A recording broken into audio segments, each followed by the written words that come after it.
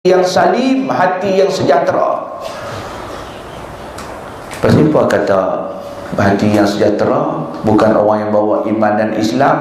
Betul tuan-tuan. Siapa dia yang nak datang depan Allah, hati dia relax, senang, tak ada takut, tak ada bimbang, salim. Salim makna sejahtera, iaitu hati orang yang ada iman dan Islam. Dia tak bimbang, dia tak takut. Ada lah ni harta dia. Tapi kalau tak ada dua benda ni, hati tak akan tenang. Qalbun salim tak ada. Kalau ada, selamat. Macam tuan-tuan naik motor lah.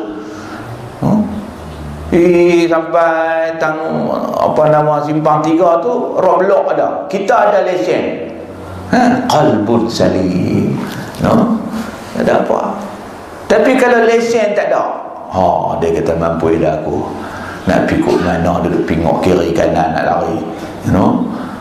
Tak tenang. Jadi lesen untuk kita tenang hari jumpa kita dengan Allah ialah iman dan juga Islam. Ini perlu sungguh-sungguh tuan-tuan dan puan-puan sekalian, belajar sungguh-sungguh. Hak ni yang Rasulullah kata, utlubul ilma minal mahdi ilal lahdi. Tuntut benda ni, ilmu ni, daripada buayan sampai ke liang lahat, biar sampai mati. Biar tuan-tuan dan puan sekalian, ni mak munah kita ni meninggal dah. Munah mana? Ada yang duk mengaji dengan kita tiap-tiap hari Ahad. Jadilah tu. Kita mati terkenal sebagai orang yang duk mengaji, duk mengaji ilmu, walaupun tak mengaji puama lagu ni, tapi orang tahu dah kita ni ahli mengaji. Kita nak lagu tu tuan-tuan. Dan ulama menyatakan pula, orang yang meninggal dunia dalam keadaan dia duk belajar, mana-mana amal ibadat dia yang silap sikit sebanyak diampunkan oleh Allah. Kan tuan-tuan, yakinkah sembahyang kita betul? Kita yakinkah kita baca Quran betul? Tentu ada salah dan silap. Tapi kalau kita orang yang duk menuntut ilmu, dimaafkan kesilapan tu. Tapi bagi orang yang tak mengaji, dikira silap, tak diterima ibadat dia. Sebab tu penting. Jadi kita bercakap macam mana pun soal hijrah ni, dan akhirnya dia kepada ilmu. Hijrah Mekah Madinah nak bagi subur iman dan Islam. Kita hari ni nak bagi subur iman dan Islam sebagai matlamat hijrah, kena faham apa itu iman, apa itu Islam. Barulah kita dapat merubah, menghijrahkan diri kita kepada agama. Tuan-tuan tengok, matlamat hijrah tak lain dua benda. Satu, nak menyebarkan, membangunkan agama. Yang kedua, nak mengangkat martabat umat. Mekah ke Madinah, dua ni kan. Di Mekah orang Islam tertindas, agama Islam dikontrol, tak boleh berkembang. Jadi ketika inilah Allah wajibkan hijrah Madinah dan balik ke Mekah, mengangkat dua ni. Jadi usaha dua ni dalam diri kita tuan-tuan dan puan-puan. Satu, nak bangunkan diri kita sebagai orang yang beriman. Hak ni kena usahakan macam mana nak bagi kita jangan jadi umat yang lemah, umat yang tertindas. Ni perjuangan ni kena berlaku. Orang Islam dia tak boleh tertindas, kerana umat Islam bukan umat yang diperintah, dia adalah umat yang memerintah. Sebab tu berlaku hijrah. Di Mekah orang Islam diperintah, di Madinah umat Islam memerintah. Maknanya kita kena keluar daripada kelemahan, kehinaan. Itu kita bagi mengaji anak-anak kita, bagi ilmu, sebab nak mengubah kita taraf hidup umat Islam ni bagi mulia. Satu. Yang kedua, agama tu sendiri, penghayatan agama. Di Mekah tak boleh halang orang minum marak, judi, zina apa semua kan, kesukaan orang musyrikin. Tapi selepas hijrah, benda-benda ni semua kan boleh dilaksanakan, boleh diamalkan. Makna penghayatan agama, kita kena hijrah. Kena hijrah. Sembahyang kita, sebelum ni kita sembahyang fardu saja. Umur dah banyak dah ni, takkan dia nak fardu lagi, aku kena hijrah, beri kembang sikit, tambah dengan amal-amalan sunat, puasa-puasa sunat, no? Ini umur 45, 48 kat 50 dah, duk karang rambut lagi ni, bila aku nak ke lumbung, no? Hijrah pula pergi ke lumbung, bukan tak boleh karang rambut, karang lah, karang bagi Tok Haji di rumah nak tengok tak apa. Jangan bagi Tok Haji duk main ngaji sini tengok kan.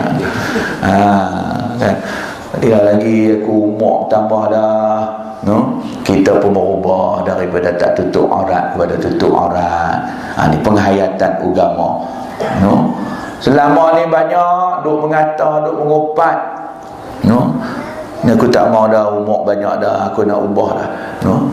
Aku nak hijrah dah. Tak mau buat dah. Sebab hijrah ni juga dengan makna tarku, meninggalkan. Selain daripada makna intiqal, berubah, dia juga makna at-tarku. Tarku ni makna tinggal. Apa yang tak sesuai dengan agama, kita tinggal dalam diri kita, tinggal, no? Tak sesuai, kita duk murung orang, tinggal sifat murung, no? Yang agama tak bagi kita mengata, tinggal mengata. Agama tak bagi kita hasad dengki, kita tinggal perangai itu. Ini orang yang berhijrah, al-muhajir. Allah kata al-muhajiru man hajara ma nahallahu anhu. Orang yang berhijrah itu ialah orang yang meninggalkan segala yang ditegah oleh Allah Subhanahu wa taala. Inilah dia orang yang berhijrah, kan?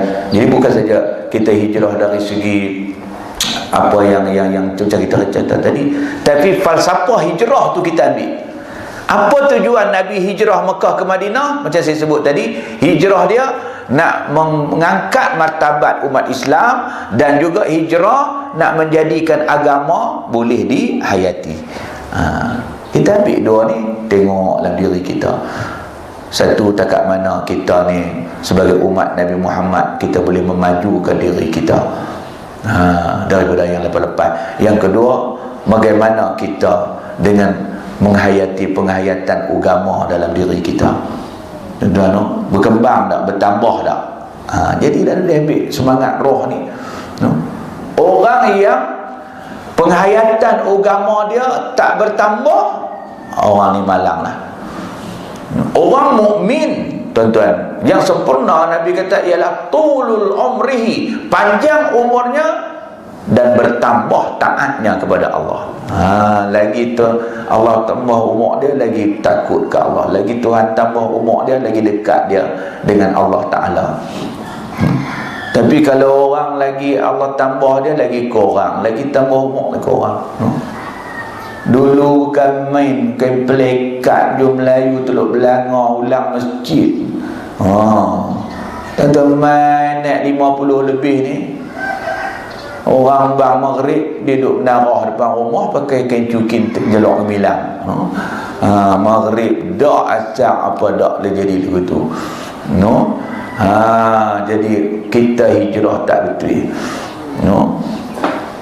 Kan dia kena sentiasa muhasabah diri dia dengan apa yang Allah Ta'ala perintah, kan? Tak, kalau duk buat dah okey, tapi dia ada check and balance. Apa yang dia buat tu sesuai tak? Lepas tu Nabi kata ada 4 tanda kebinasaan seseorang, ada 4. Arba'atun min saqaw, alamatus saqawah arba'atun.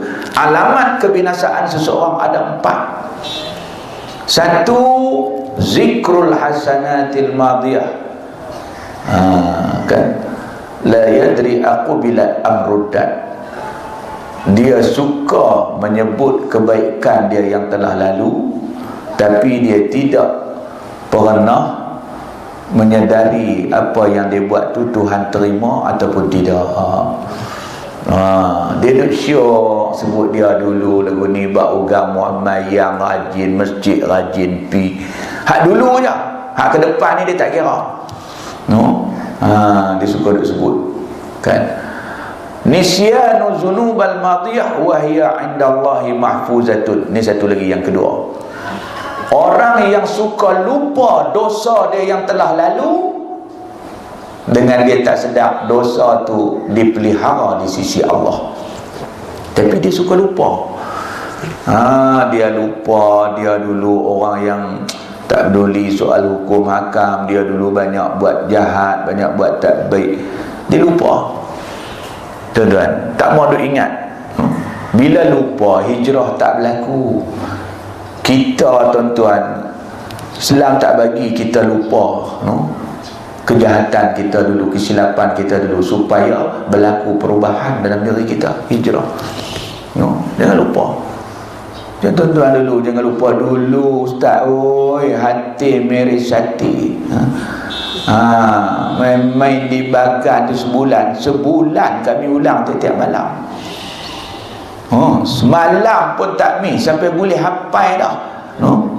Hampa perasan tak ada gajah mati, ada gajah lain pakat teriak, ada seekor gajah tu ayak mata sebelah yang meleleh sebelah dah. Sampai dia perasan itu, kita tak ada perasan. Kan, jangan lupa kita ingat, kalau aku dulu hati miris hati sampai tak miss punya duk ulang, hari ni kuliah mengaji aku nak ulang pergi macam tu juga dulu, nak kabur balik hak silap aku dulu ni. Jangan lupa, tuan-tuan. Silap hak lama jangan lupa.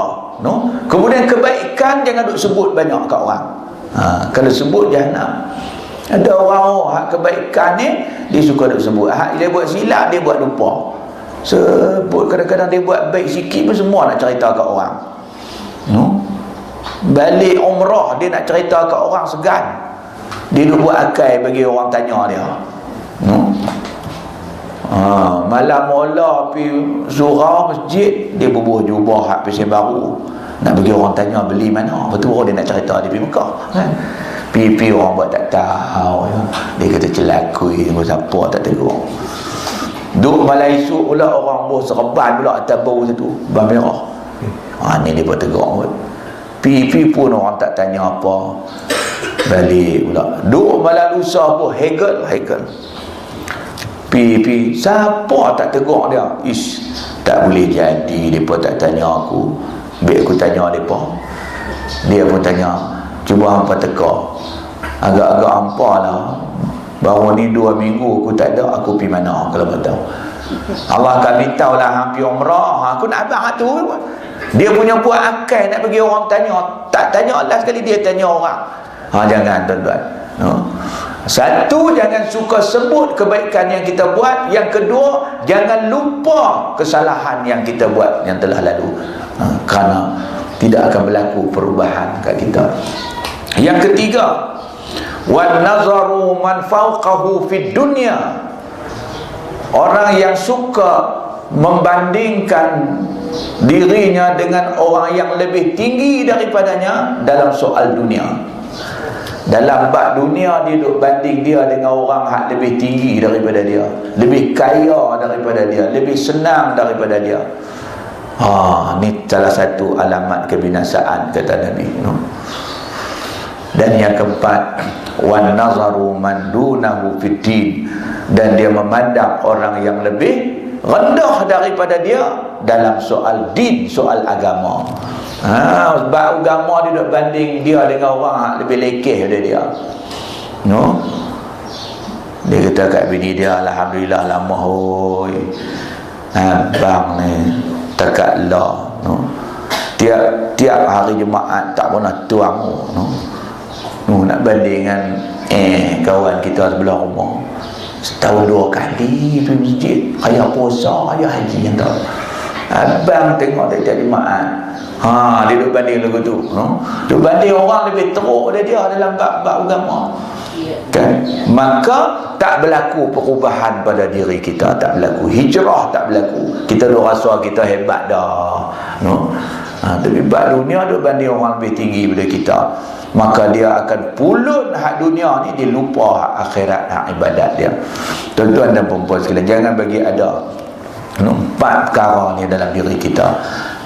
Maka kita akan rasa kita ni hebat dah, iman kita ni kuat dah, amalan ibadat kita ni banyak dah. Wahai tak tera mana, kira-kira tengok tak tera mana, tolak pi tolak mai, tak banyak mana. Akhirnya umur kita habis banyak, amalan kita sikit, bekalan kita tak tera mana, kerana kita tidak buat perhitungan dengan peluang dan masa yang Allah Ta'ala bagi kat kita. Sebab tu Nabi suruh kita bersifat cerdik atas dunia ni. Jangan jadi bodoh atas dunia. Kalau jadi bodoh, rugi. Rasulullah ajak kita, siapa dia orang cerdik atas dunia, siapa dia orang bodoh. Kata Nabi SAW, al-kaisu man dana nafsahu wa amila lima ba'dal maut. Orang yang bijak ialah orang yang menghitung diri dia. Ni sifat orang cerdik. Inilah macam kita sebut tadi lah, umur kita banyak mana dah, amal ibadat kita padan tak dengan umur yang ada kat kita, kejahatan kita banyak mana dah kita buat, padan ke umur terang ni duk nak buat lagi. Dia ada perhitungan. Ni orang cerdik. Madana nafsahu, mereka yang sentiasa menghitung diri dia. Satu. Yang kedua, wa amila lima ba'dal maut. Orang cerdik, bijak ialah orang yang beramal dengan amalan selepas mati dia. Maksudnya orang cerdik, Nabi nak abang lagu ni, dia nak buat apa pun dalam hidup ni, dia ambil kira, lepas mati aku, esok ni aku buat benda ni, rugi ke tak, rugi ke untung. Dia ada pertimbangan. Tuan-tuan sekalian, ni 1436 ni mai kita jadi begitu. Kita nak buat apa? Nak cakap ke, nak berjiran ke, nak bersosial ke, nak berumah tangga, apa semua kita nak buat satu-satu fikir, untungkah rugi aku lepas aku mati. Nabi kata orang yang ada pertimbangan ni dia cerdik.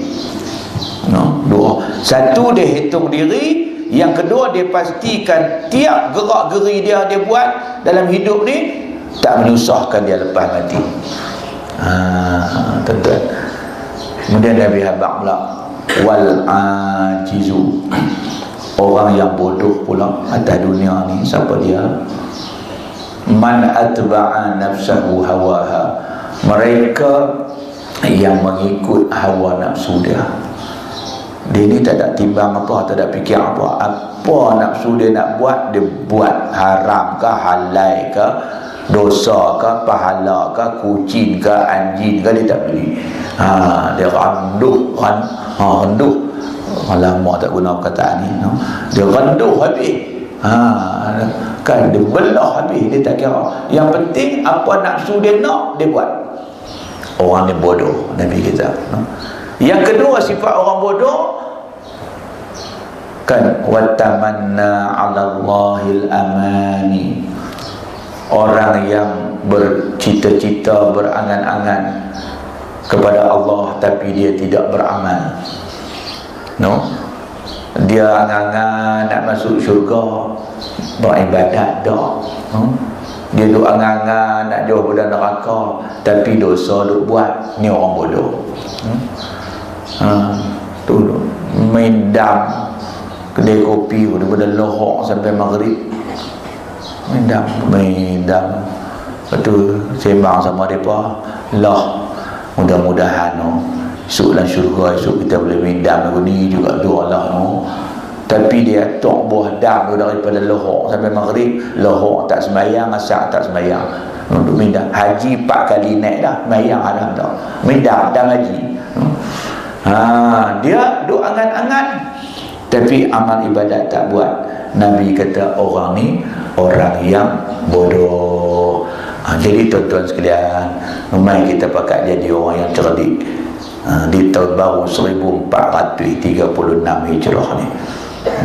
Tumpang Allah Ta'ala masih bagi lagi peluang kepada kita untuk berubah, dan bukan berubah macam mana dah baik nak jadi lagi lebih baik. Allah masih lagi bagi peluang. Kadang-kadang kita tengok kesian kawan-kawan kita, segagal dengan kita, tak ada nak berubah. Allah ubah dia dulu. Tak ada, pilah dengan keadaan dia. Kita masih Allah Ta'ala bagi peluang, kan, cantik, masih boleh berubah, boleh perbaik balik diri kita. Jadi orang yang cerdik, kok mana pun kita tak mau berubah, kita akan berubah balik pada Allah. Sebab tu saya selalu kata, hijrahlah anda sebelum anda dihijrahkan. Sebelum kita dihijrah balik kepada Allah, habis segala-galanya, kita masih berpeluang untuk melakukan perubahan, untuk nak bagi kita sampai depan Allah sebagai hamba Dia yang berjaya, berjaya di dunia, berjaya akhirat. Yang kita doa selalu tu, Rabbana atina fid dunya hasanah wa fil akhirati hasanah wa qina azabannar. Nak dapat dunia ni baik, akhirat baik, selamat pada neraka, semua kena usaha dan perubahan pada diri kita.